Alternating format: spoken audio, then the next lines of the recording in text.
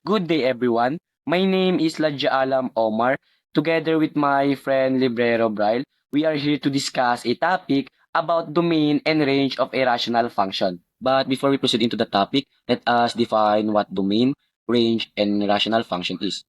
Domain. The domain of a function is the set of all possible input values, x values for which the function is defined. In simple terms, it is the set of all numbers we can plug into the function and get a valid output. And that output is what we also call as the range. The range of a function is the set of all possible output values, y values that the function can produce. A rational function is a function that can be expressed as the ratio of two polynomial functions. However, in a rational function, the x values in the denominator must not make our denominator zero because our rational function will be undefined. So I have an example of a rational function here, and we need to find the domain and range. Now, for us to be able to find the domain and range, we need to find the exception. It means that we need to find the x and y values that cannot be in our rational function. And for that, we need to solve for our vertical asymptote and horizontal asymptote. X values for vertical asymptote, y values for horizontal asymptote. So for us to find, for us to solve for the vertical asymptote, what we need to do is to copy the denominator. So x minus 27 equals to 0. Now we need to solve for x. We just need to transpose this to the right. X and negative 27 will become positive 27. So this will become our vertical asymptote. Now for HA or the horizontal asymptote, what we need to do is to find the highest exponent of our numerator and our denominator. So we all know that there's a visible one here. Invisible one. Invisible one. Now we can use the variable n for the exponent of our numerator and m for the exponent of our denominator. So 1, 1. Now, if n is less than m, our horizontal asymptote will be 0. If n is equals to m, we will use this formula y equals to a over b, which a is the leading coefficient of the numerator, b is the leading coefficient of the denominator. If n is greater than m, then there will be no horizontal asymptote. So, since 1 is equals to 1, so we will use this formula.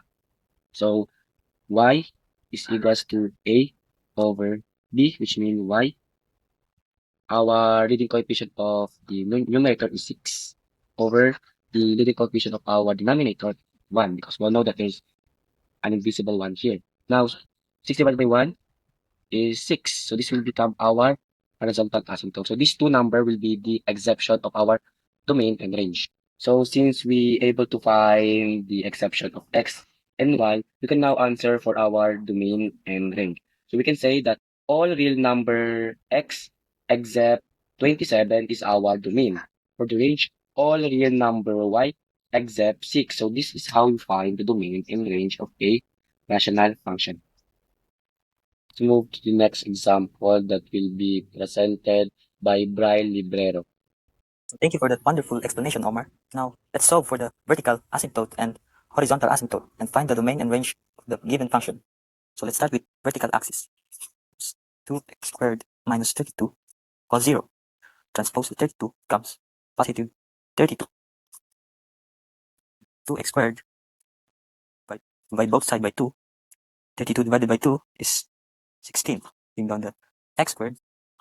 Then square root both. The square root of 16 is 4. X is equals to 4. Now let's move on to HA, N, and M. When you look at the variable, N is less than M. So y is equals to 0.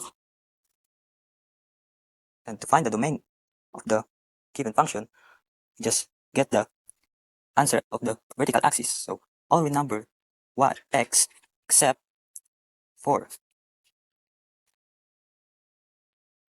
Next is the range. To get the range, you need to get the answer of the horizontal axis. So all real numbers except 0. So that's all, guys. Thank you. So I have another example here. Try to solve this one. I will give you time to solve. And if the time was not enough, try to pause the video and I will reveal the answer in the end.